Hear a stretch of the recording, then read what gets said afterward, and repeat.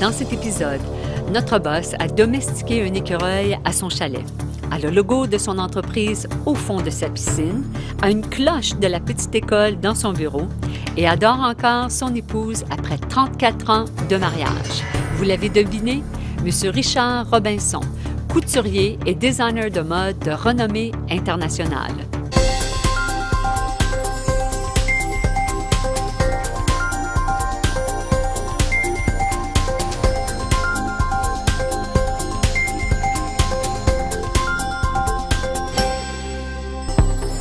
Bonjour, ici Julie Blais-Comeau pour le Bureau du Boss, un partage sur le quotidien des influenceurs de votre région, Gatineau, Ottawa. Cette semaine, M. Richard Robinson, le grand couturier de renommée internationale et designer de mode, nous ouvre la porte de son bureau, mais aussi de son académie et de sa boutique.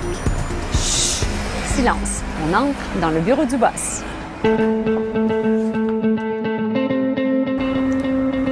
Bonjour Julie, ça va bien? Ça va très bien, M. Robinson. C'est magnifique chez vous. Oui, c'est beau, hein? Très beau. Viens, je vais te faire visiter le reste. Venez-vous-en.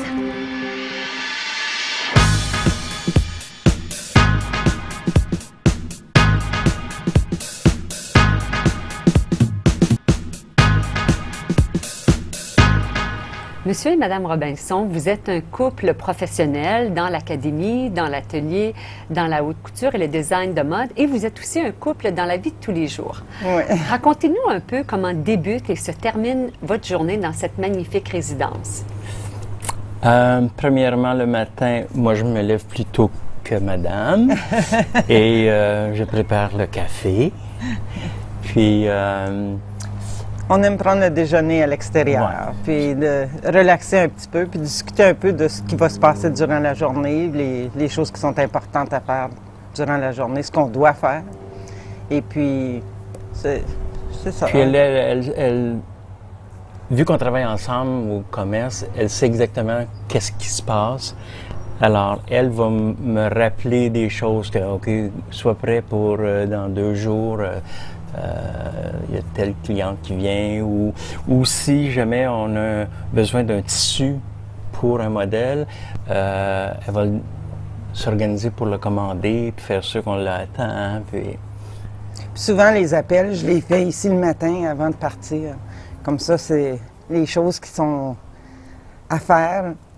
C'est déjà commencé parce que souvent, quand on arrive au travail, on est dérangé par quelque chose, tout à coup on oublie, puis là, c'est la fin de la journée déjà, puis...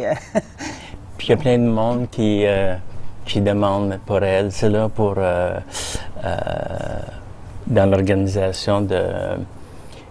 Puis moi, quand j'arrive au travail, ben je m'occupe de faire comme les dessins ou les patrons pour les vêtements qu'on doit créer. Et... Pendant que Mme Robinson s'occupe au téléphone et tout ça, il y a un petit oiseau qui me dit que peut-être que ça se pourrait que vous soyez encore à l'extérieur, mais là en train de faire votre mise en forme.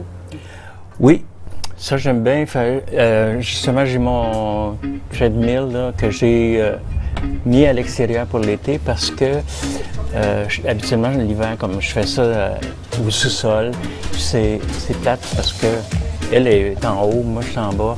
Puis, mais je mets de la musique. Tandis que quand je le fais dehors, là, Ça passe plus vite.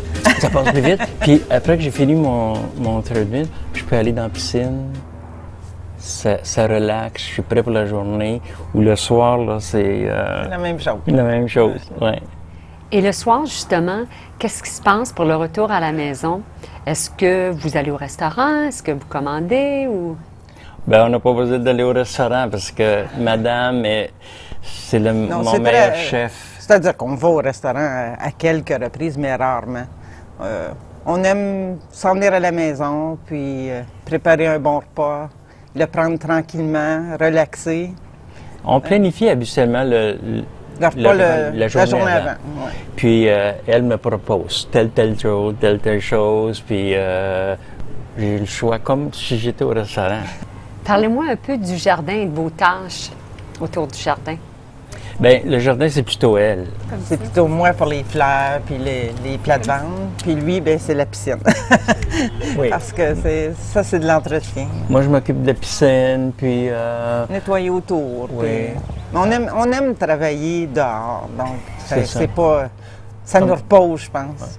Comme c'est juste passé pour ramasser ce qui traîne sur l'eau, je fais ça le matin, puis je fais ça le soir après le souper, puis j'aime la garder. Puis elle a un beau logo, fait qu'elle est spéciale, ma piscine. Donc, pour un couple qui, un jour, voudrait travailler ensemble, alors dans l'entreprise et continuer de vivre ensemble, un conseil que vous leur donneriez? Bien, ça, c'est la complicité qu'on peut avoir entre un couple. Puis ça, je veux dire, tu le sais du début, quand tu rencontres une personne, là, après un bout de temps, tu sais si c'est quelque chose, il y a quelque chose. Mais moi, ce que j'ai à dire, c'est que lui prend ses décisions, moi je prends mes décisions parce que je m'occupe du côté administratif, lui c'est plutôt la créativité. Puis, une fois qu'on a pris une décision, de jamais se critiquer, de jamais blâmer l'autre. Si ça va bien, si ça va pas bien, il faut jamais blâmer. Fait que ça, on a mis cette règle-là. Et puis, il y a des choses que c'est moi qui s'occupe, puis il y a des choses que c'est lui qui s'occupe. Puis il faut pas aller dans la plate-bande de l'autre. Faut pas empiéter, Il faut se respecter, puis il faut respecter nos décisions. La Puis vie- jamais critiquer. Moi, je suis pas capable de me faire critiquer de toute façon. Fait que... Elle est un lion, moi je suis un bélier. fait que deux signes de feu. Mais on a mis nos règles, puis c'est ça. On se blâme jamais. Qu'arrive on quoi a que quelque ce soit, chose faut jamais se ensemble là, qui est très fort, très très fort. Je pense que c'est le respect On de aime l'autre. les mêmes choses quand on voyage, tu sais, on n'est pas à... On dirait qu'on c'est une personne. La façon qu'on pense, là, les décisions... Pourtant, on est différents, mais c'est juste que je pense que la chimie est bonne.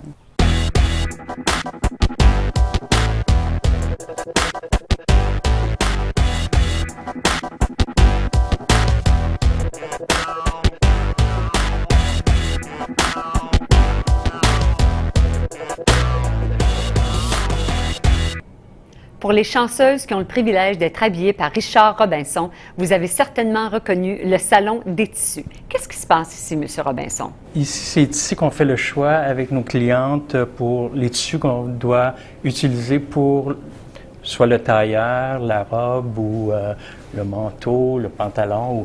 Alors, on présente les tissus à la cliente. La cliente fait un choix et on choisit pour la couleur qui est préférable.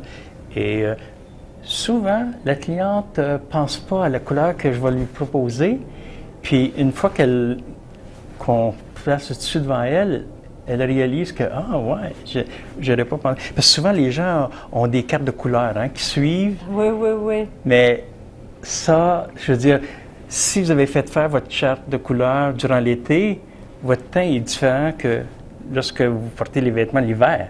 C'est vrai. Alors, c'est toujours mieux d'aller directement avec la personne, avec le tissu près de sa peau, puis voir ça, parce que chaque personne a différents tons dans la peau, alors c'est plus facile de choisir comme ça.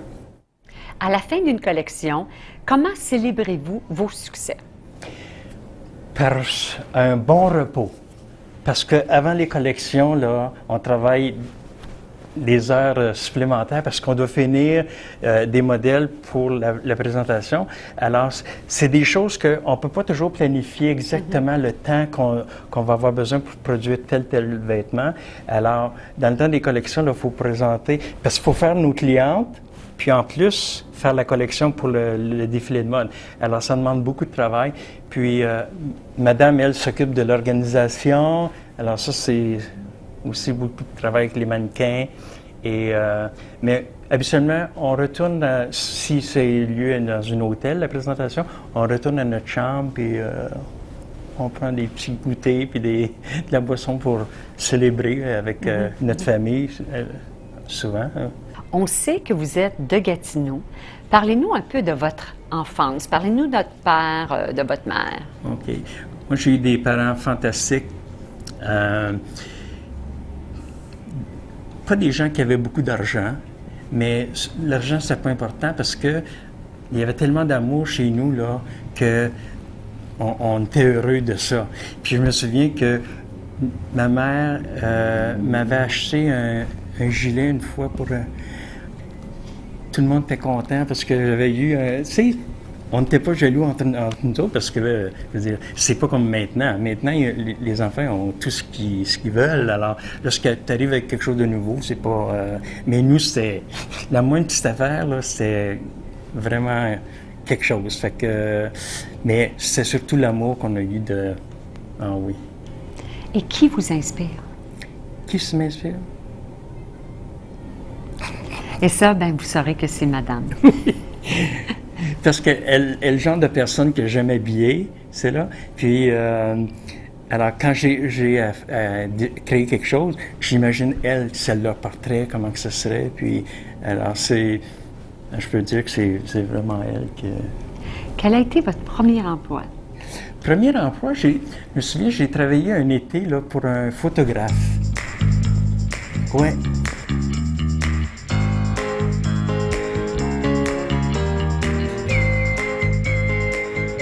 Alors, je suis dans le bureau du boss avec Richard Robinson.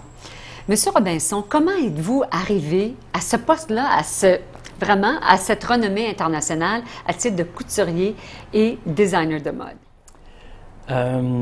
Moi, je suis un type qui, lorsqu'il veut quelque chose, là, je travaille pour l'obtenir. Puis, j'étais tout jeune, j'étais intéressé à tout ce qui était un tissu, puis j'avais 3 sœurs qui étaient plus âgées que moi. Puis, moi, je jouais plus souvent avec leurs poupées qu'eux autres. Puis, ça choquait mon père, là, mais j'étais toujours... fallait que je touche, puis j'aimais les couleurs, puis même j'avais un couvre-pied sur mon lit, je le mettais sur mes épaules, puis je descendais l'escalier chez nous. Je faisais ça à peu près 50 fois par jour quand je revenais de l'école, là. Qu'est-ce que vous pensiez quand vous faisiez ça? Bien, j'aimais l'effet, peut-être comme un peu royal, là. Oui. Mais j'aimais juste de voir que le tissu, là, ça descendait les marches. Puis c'était pas des belles marches, là, mais quand même, juste le fait que le tissu suivait mon corps, puis descendait les marches.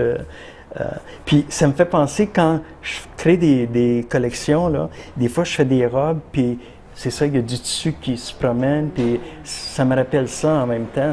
J'ai étudié 2 ans à Montréal pour avoir un diplôme, sauf qu'à la fin de mes 2 années, je ne sentais pas que je pouvais créer vraiment la mode.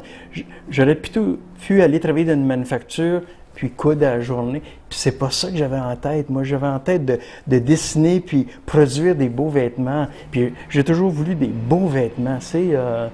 Puis finalement, il y avait un professeur qui m'enseignait, puis c'est une Française. Puis elle avait remarqué que j'avais du potentiel, puis elle m'a donné des conseils pour que je puisse aller étudier à Paris. Alors j'ai fait application à la Chambre syndicale des couturiers parisiens. Et j'ai été accepté. Et l'été que je suis arrivé au mois d'août, je commençais mes cours à la fin de septembre. Alors, du mois d'août à la fin de septembre, je ne pouvais pas faire grand-chose. Alors, j'ai dit, bien, je vais essayer d'aller travailler chez un couturier pour apprendre, même si c'est juste ramasser les épingles ou... fait que finalement, je me suis rendu chez Christian Dior. Puis, le type qui m'a reçu, bien, il a vu que j'étais innocent, là.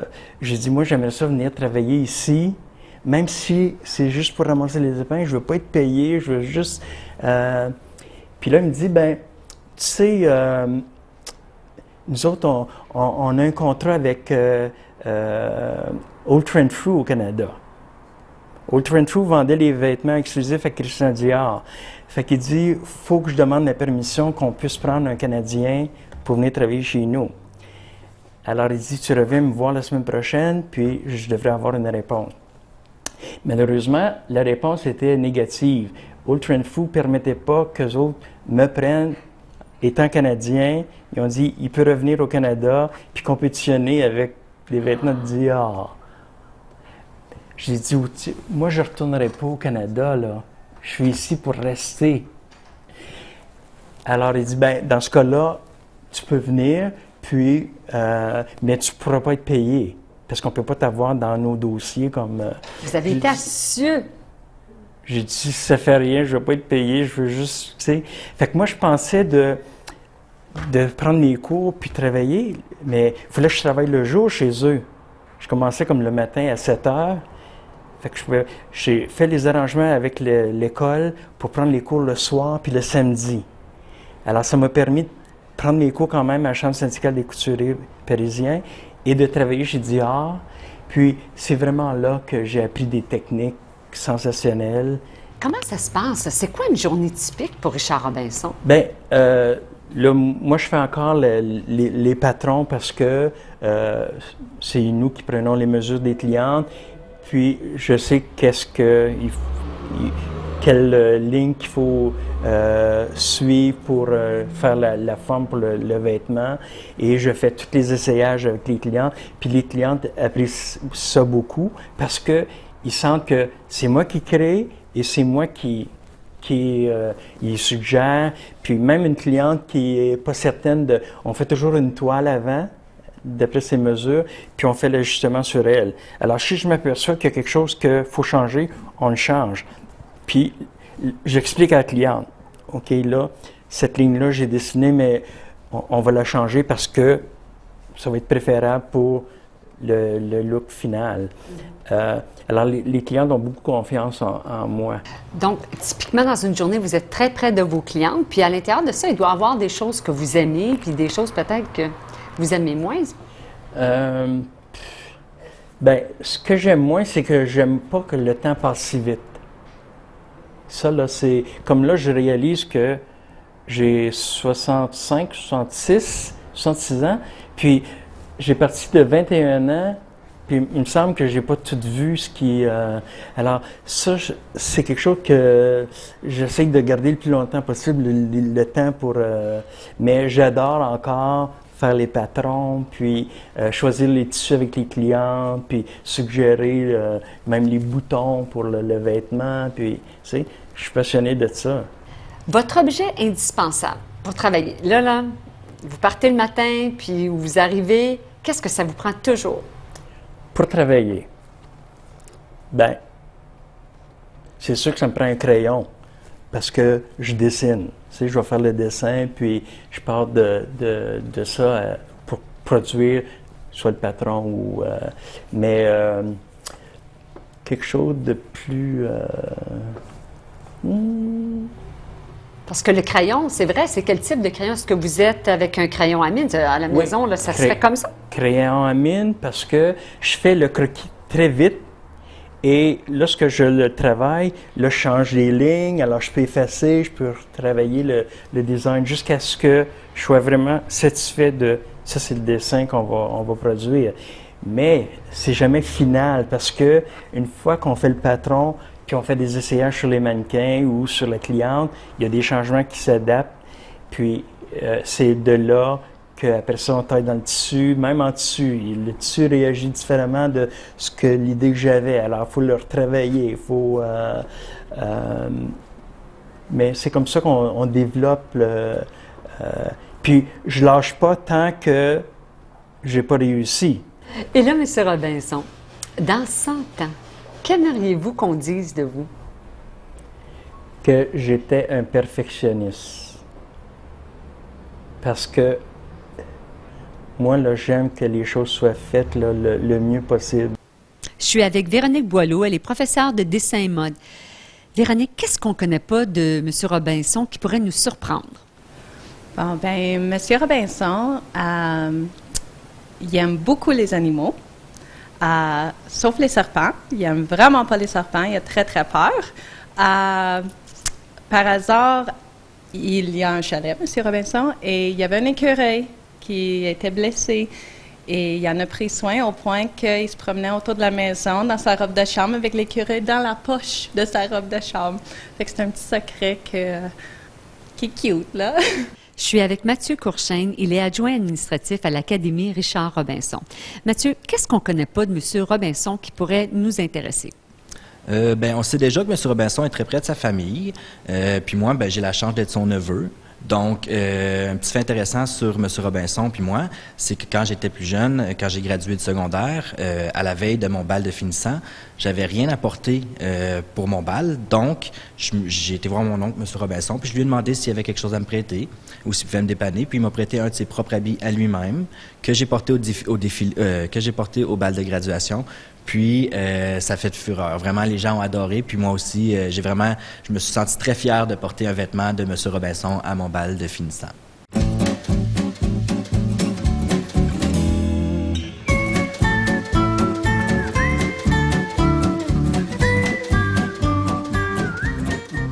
On est maintenant rendu au deuxième. Oui. Et qu'est-ce qui se passe ici? Ça, c'est la classe de dessin. C'est ici qu'ils exécutent leurs dessins, les croquis, tout ça. Et on peut voir sur le mur là, des collections des étudiants, qu'est-ce qu'ils font. Puis, ça, il y a une journée par semaine qui est en dessin et une journée en coupe à plat, une journée en couture, puis une demi-journée, c'est soit histoire du costume ou moulage sur mannequin ou textile. Mise en marché.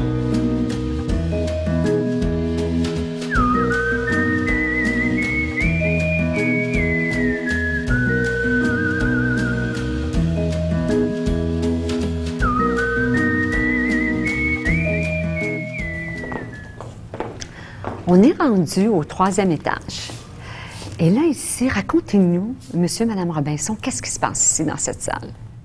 Ça, c'est une classe où les étudiants viennent travailler puis apprendre à confectionner les patrons pour faire les vêtements.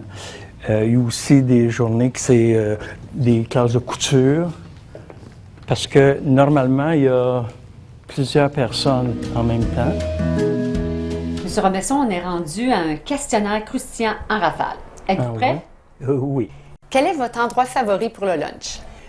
À la maison, parce que mon épouse, là, elle est pas juste belle. Elle est fine, puis elle fait de la bonne popote, tu sais. Puis là, vous êtes au volant de votre voiture. Qu'est-ce qui joue dans la voiture? Qu'est-ce que vous écoutez? Bien, ça dépend de mon humeur. Si je me lève puis je suis de bonne humeur ou je suis en train de travailler sur ma collection, puis alors je mets de la musique plus entraînante.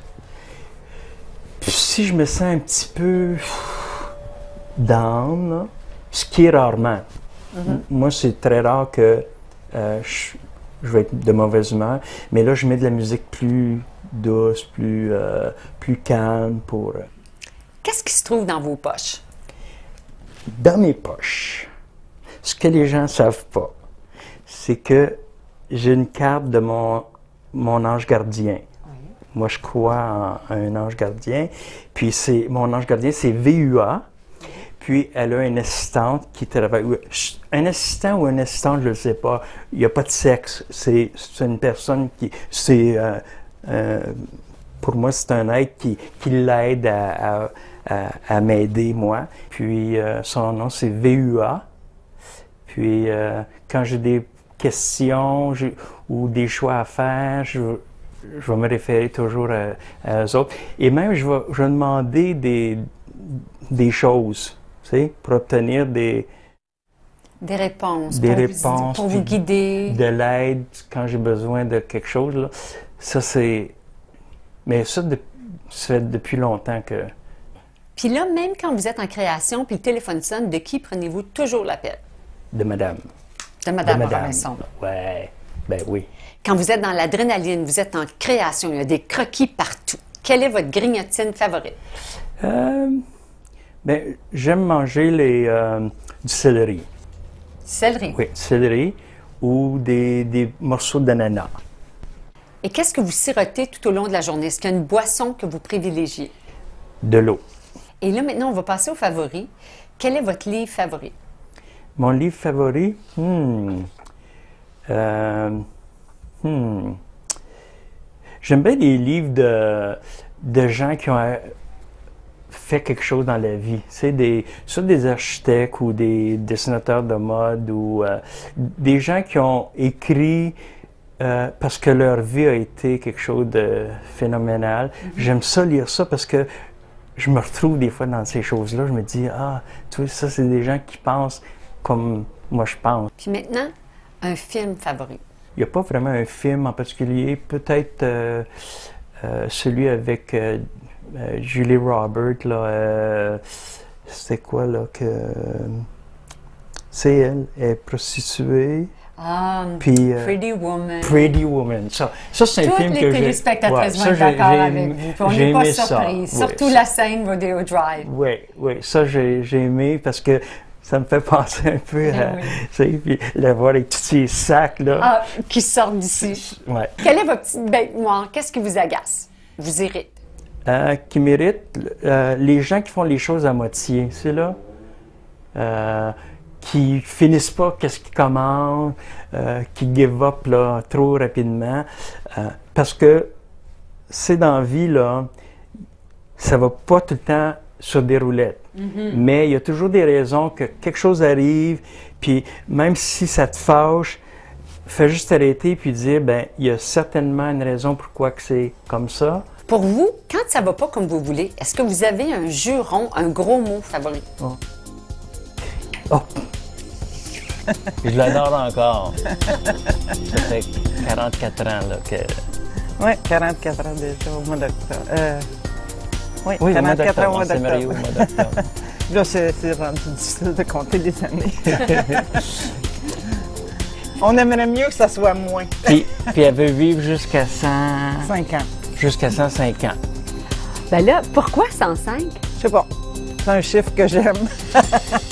Moi, je vais être obligé de vivre jusqu'à 106. Parce que j'ai un an de plus qu'elle, fait que on va partir ensemble. J'espère. Faites comme moi, suivez votre passion. Merci à notre boss de la semaine, M. Richard Robinson. Au fait, merci à nos boss de la semaine, parce que comme on sait, derrière chaque grand homme, il y a une aussi grande dame. Et c'est certainement le cas avec Mme Louise Robinson. Et vous, vous aimeriez enseigner une leçon de travail? Vous aimeriez nous ouvrir la porte de votre bureau? Ou peut-être connaissez-vous quelqu'un qui devrait nous raconter sa petite histoire? Écrivez-nous outaouais@matv.ca. À très bientôt dans le bureau du boss.